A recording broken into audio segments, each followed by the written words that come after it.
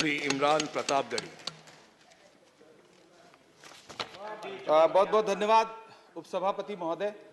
मैं अब्दुल वहाब साहब द्वारा लाए गए इस रेजोल्यूशन के समर्थन में बात करने के लिए खड़ा हूं। इसी थके हुए दस्ते तलब से मांगते हैं, इसी थके हुए दस्ते तलब से मांगते हैं, हम अपने जख्मों का मरहम तो कब से मांगते हैं, वो भीख मांगता है हाकिमों के लहजे में, हम अपने बच्चों का हक भी अदब से मांगते हैं। उपसभापति महोदय, ये जो रेजोल्यूशन है इसके जो महत्वपूर्ण एक दो बिंदु हैं उसमें एक बात कही गई है कि सच्चर समिति के प्रतिवेदन और अन्य प्रतिवेदनों की सिफारिशों को कार्यान्वित किया जाए जिसमें मुसलमानों के शैक्षिक और सामाजिक पिछड़ेपन पर चर्चा हो। उद्धृत कर रहा हूं मैं इसे। दूसरा पॉइंट है कि छात्रवृत्ति और शैक्षिक कार्यक्रमों को बहाल किया जाए और सुधारा जाए जिससे उच्चतर शिक्षा भागीदारी में सुधार आए। मदरसों के आधुनिकीकरण की बात की गई। मुझे हैरत है, तभी राकेश सिन्हा जी बात कर रहे थे, अभी नहीं है शायद, कहीं चले गए हैं आसपास। उन्होंने अपने भाषण में 23 बार सबका साथ सबका विकास की बात की। अभी गीता जी बोल रही थी, उन्होंने भी कहा कि सबका साथ सबका विकास का बजट आया है, लेकिन वो इसके ये जो रेजोल्यूशन है इसके विरोध में क्यों है मैं समझ ही नहीं पा रहा। अगर आप सबका साथ सबका विकास का दावा कर रहे हैं, सबका साथ सबका विकास के नारे लगा रहे हैं, तो अगर एक पर्टिकुलर एक कम्युनिटी जो जिस सच्चर कमेटी की सिफारिशों में यह तय हो गया है कि वो दलितों से भी बदतर स्थिति में है, उसका आर्थिक सामाजिक स्थिति ऐसी है, अगर उसके उत्थान के लिए कोई बिल बात कर रहा है तो फिर उसके विरोध में है क्यों? दरअसल ये वही मानसिकता है जो लगातार काम कर रही है, जिसके तहत अमृत काल में भी जो बजट पेश किया जाता है उसमें जो अल्पसंख्यकों का बजट है उसमें 38% की कटौती की जाती है और फिर कहा जाता है कि हम सबका साथ सबका विकास का दावा कर रहे हैं। ये कौन सा सबका साथ सबका विकास का दावा है?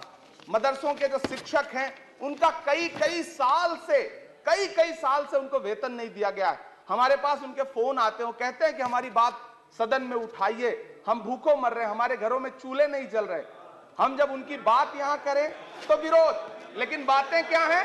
सबका साथ सबका विकास, सबका साथ सबका विकास। एक नारा सुनाई पड़ेगा कि सबका साथ सबका विकास। ये कैसा सबका साथ सबका विकास है? मैं सदन से यह पूछना चाहता हूं कि यहां सत्र चल रहा है उपसभापति महोदय, और इसी संसद से महज 800 मीटर की दूरी पर जंतर मंतर पर खड़े होकर के कार्यक्रम आयोजित होता है अभी 4 दिन पहले, और एक व्यक्ति वहां खड़ा होकर के सीधे आह्वान करता है, सीधे आह्वान करता है। और सभापति उपसभापति महोदय, मैं पूछना चाहता हूं कि दिल्ली पुलिस उस पर कोई कार्रवाई नहीं करती, उल्टा जो मीडिया उसको दिखाने का प्रयास करती है उनको नोटिस भेजा जाता है। ये कौन सा सबका साथ सबका विकास है उपसभापति महोदय? यह हम बहुत गंभीर लोग यहां बैठे, मैं उच्च सदन में बैठा हूं, मैं यहां खड़ा होकर के कहना चाहता हूं, यह कौन सा सबका साथ सबका विकास है? उपसभापति महोदय, इसी दिल्ली में एक सांसद पाए जाते हैं, सत्ताधारी पार्टी के सांसद हैं, वो अपने कार्यक्रमों में सार्वजनिक मंचों पे खड़े होकर कहते हैं कि मुसलमानों का आर्थिक बहिष्कार करो। आप कह रहे हैं सबका साथ सबका विकास। कैसे होगा सबका साथ सबका विकास जब सत्ताधारी पार्टी के सांसद आर्थिक बहिष्कार की अपील करेंगे और उनके खिलाफ एक मामला तक दर्ज नहीं होता? प्रधानमंत्री जी अपने भाषणों में सबका साथ सबका विकास की बात करते हैं, लेकिन अफसोस है कि जब राजनीतिक तौर पर विकास करने की बात आती है तो लोकसभा में एक भी टिकट ये सत्ताधारी दल किसी मुसलमान को नहीं देता, राज्यसभा में एक भी टिकट किसी मुसलमान को नहीं देता, विधानसभा में जो बड़े बड़े प्रदेश हैं उसमें एक भी टिकट मुसलमान को नहीं देता। और वो 3 जो नाम के लोग थे, मुख्तार अब्बास नकवी साहब, एमजे अकबर साहब, सैयद जफर इस्लाम, उनको भी किनारे लगा दिया जाता है। ये कौन सा सबका साथ सबका विकास है? काहे का सबका साथ सबका विकास? ये नारा, ये दावा खोखला है। मैंने प्रधानमंत्री जी के भाषण सुने हैं, जब 3 तलाक पर बिल आ रहा था उपसभापति महोदय, तो प्रधानमंत्री जी कहते थे कि मैं अपने मुस्लिम बहनों को हक दिलाना चाहता हूं, उनके न्याय के लिए लड़ रहा हूं, ये बिल मैं उनके लिए ला रहा हूं। आपने भी सुना होगा वो नारा। मैं तो सभापति महोदय बचपन से जिस विद्यालय का पढ़ा हूं वहां संस्कृत का एक श्लोक सुना करता था कि यत्र नार्यस्त पूज्यन्ते रमन्ते तत्र देवता। मैं इसे सुना करता था उपसभापति महोदय, और फिर आज जब यहां सदन में खड़ा हूं तो मैं पिछले दिनों लाल किले से प्रधानमंत्री जी की, लाल किले की प्राचीर से वो भाषण, उनकी वो तकरीर भी सुन रहा था, जब वो कह रहे थे कि महिलाओं को बिना हक दिलाए देश आगे नहीं बढ़ सकता। जब वो लाल किले की प्राचीर से ये बात बोल रहे थे तो उस भाषण के महज 2.5-3 घंटे बाद उनके गृह राज्य गुजरात में बिल्किस बानो के आरोपी रिहा किए जा रहे थे। उसी दिन उन्हें माला पहनाया जा रहा था, उनका सम्मान किया जा रहा था। ये कौन सा सबका साथ सबका विकास है? उपसभापति महोदय, मैं तो आपसे कहना चाहता हूं कि जो प्रधानमंत्री जी का इंटरव्यू ले, जो फिल्मी स्टार, जो उनसे पूछे कि आप आम चूस के खाते हैं कि काट के खाते हैं, उसके लिए तो रेड कारपेट बिछा है।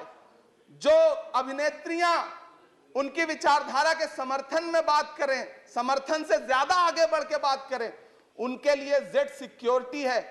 लेकिन वो शाहरुख खान जो पूरी दुनिया में भारत के तिरंगे का मान बढ़ाता है, जिसे फीफा वर्ल्ड कप में आमंत्रित किया जाता है, उसके लिए सोशल मीडिया पे किस तरह के ट्रेंड चलाए जाते हैं? कौन सा सबका साथ सबका विकास है? महोदय, मेरा नाम इमरान है। मैं उस पीड़ा को महसूस करता हूं जिस पीड़ा का जिक्र अभी मनोज झा जी कर रहे थे। मैं उस पीड़ा से गुजरता हूं, इसलिए मैं आपसे यहां खड़ा होकर कहता हूं कि हम हर दिन सुनते हैं, कई सारे मंत्री हैं जो ट्रेवल एजेंसी खोल के बैठे हैं, जो कहते हैं कि देशभक्ति हर दिन देशभक्ति साबित करो, चले जाओ वहां चले जाओ। मैं तो उनसे कहना चाहता हूं कि तुमने नफरत का जो बाजार सजाया हुआ है, तू ये कहता है मुसलमान पराया हुआ है, आजा दिल चीर के दिखलाऊं वतन का नक्शा, मेरा भारत मेरी सांसों में समाया हुआ है। हम उसको किसी को हर दिन उसका सबूत नहीं देते फिरेंगे। ऐसे में अगर ये बिल मांग करता है कि मुसलमानों के शैक्षिक और उनके सामाजिक, उनके आर्थिक उत्थान के लिए सरकार उस पर ध्यान दे, तो फिर तकलीफ क्या है, दिक्कत क्या है? क्या आपका जो नारा है वो झूठा है? क्या सबका साथ सबका विकास का नारा सिर्फ खोखला है? बजट से तो यही जाहिर होता है, आप लगातार घटाते जा रहे हैं बजट, आप लगातार कटौती करते जा रहे हैं।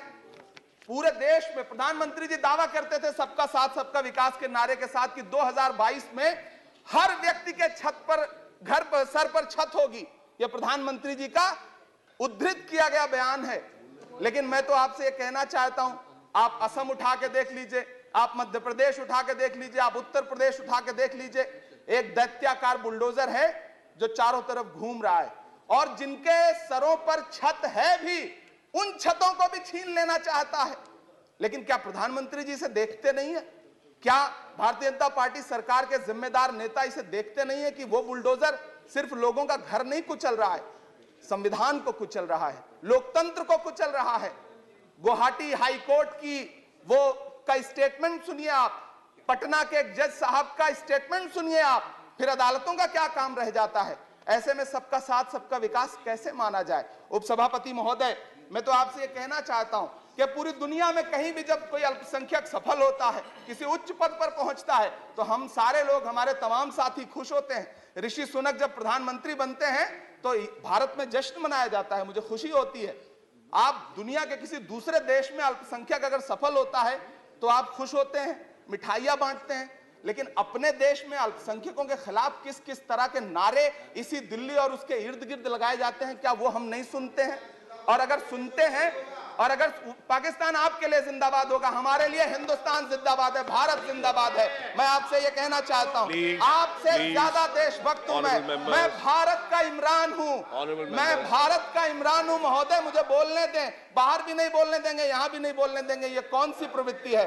उपसभापति महोदय, मैं आपसे ये कहना चाहता हूं, ये जो साझी विरासत, अभी आदरणीय हमारे साथी राकेश सिन्हा जी बात कर रहे थे कि साझी विरासत अल्पसंख्यक बहुसंख्यक में बांटना नहीं है। मैं उनसे कहना चाहता हूं कि आदरणीय जरा सोशल मीडिया पे तो बहुत एक्टिव रहते हैं, रोज चैनलों पर भी बैठते हैं, चैनलों पे होने वाली डिबेट का स्तर देखिए। उसको रोकने के लिए हमारी सरकार रत्ती भर भी कोई कदम उठाना चाहती है? नहीं उठाना चाहती, बढ़ावा देती है। ये जो जहरीली बातें करने वाले चैनल हैं, उनके जो प्रमुख एंकर हैं, उनको सुरक्षाएं दी जाती हैं, उनको रोका नहीं जाता। कौन सा सबका साथ सबका विकास है? ये बिल जिस चीज की बात कर रहा है, अभी राकेश सिन्हा जी कह रहे थे कि प्रधानमंत्री जी ने कहा तिरंगा यात्रा निकालिए। मुझे पूरा विश्वास है कि प्रधानमंत्री जी ने कठुआ के बलात्कारी के समर्थन में तिरंगा यात्रा निकालने के लिए कभी नहीं कहा होगा, लेकिन फिर भी निकली, लेकिन किसी ने रोका नहीं, किसी ने कोई आवाज नहीं उठाई। उपसभापति महोदय, दर्द बहुत सारे हैं, लेकिन ये जो रेजोल्यूशन लेकर के आए हैं उसमें जो शैक्षिक और आर्थिक बातों को उद्धृत किया गया है, मैं आपसे अनुरोध करूंगा कि इसे देखा जाए, इसे जांचा जाए। गीता जी कह रही थी अभी भारत जोड़ो यात्रा पे कि भारत टूटा कहां है।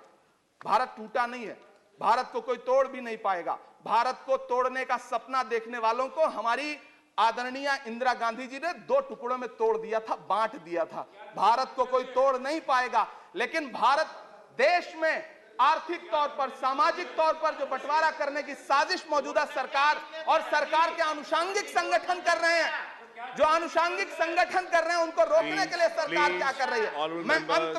मैं अंत में इतना कहना चाहता हूं उपसभापति महोदय के यूपीए के शासनकाल के दौरान श्रीमती सोनिया गांधी जी के प्रयास से, डॉक्टर मनमोहन सिंह साहब के प्रयास से दलित और अल्पसंख्यक बच्चों के लिए फ्री रेजिडेंशियल यूपीएससी की कोचिंग शुरू की गई। हमने ये किया और इसी सरकार के दौरान एक टीवी चैनल ने एक प्रोग्राम बनाया जिसका नाम आपको पता है क्या रखा? यूपीएससी जिहाद। ये शब्द क्या इस देश में सुने जाने लायक है? लेकिन सरकार ने क्या किया? एक शब्द नहीं बोला। माननीय उच्चतम न्यायालय ने संज्ञान लिया, जब लोग उच्चतम न्यायालय गए तब वो कार्यक्रम रुक सका। ऐसे कार्यक्रम बनाए जा रहे हैं और सरकार कह रही है कि सबका साथ सबका विकास। उपसभापति महोदय, मैं अंत में आपसे इतना कहना चाहता हूं कि ये जो आर्थिक और सामाजिक आधार पर जो बहुत बड़ी खाई है, उसको पाटने के लिए ये जो रेजोल्यूशन लाया गया है, मैं इसका समर्थन करता हूं। तमाम वो शहर जहां अपना छोटा छोटा रोजगार है, जिनका जैसे मुरादाबाद का पीतल उद्योग, अलीगढ़ का ताला उद्योग, या देश में जो तमाम शहरों में बुनकर उद्योग है, इस सब की बढ़ोतरी के लिए, इनको आगे बढ़ाने के लिए, इन्हें संजोने के लिए ये बिल बहुत कारगर रहेगा। शैक्षिक तौर पे लोगों को आगे लाने के लिए बहुत कारगर रहेगा। तो मैं ये रेजोल्यूशन बहुत कारगर रहेगा। और मैं अपने सत्ता पक्ष के साथियों से कहना चाहता हूं कि रिश्तों की ये नाजुक डोरें तोड़ी थोड़ी जाती हैं, अपनी आंखें दुखती हों तो फोड़ी थोड़ी जाती हैं। हम भी इसी देश का हिस्सा हैं। हम आपसे अनुरोध करते हैं कि इस रेजोल्यूशन को संजीदगी से लिया जाए। मैं इसके समर्थन में अपनी बात रख रहा हूं। धन्यवाद। श्री जीवीएल नरसिम्हा राव।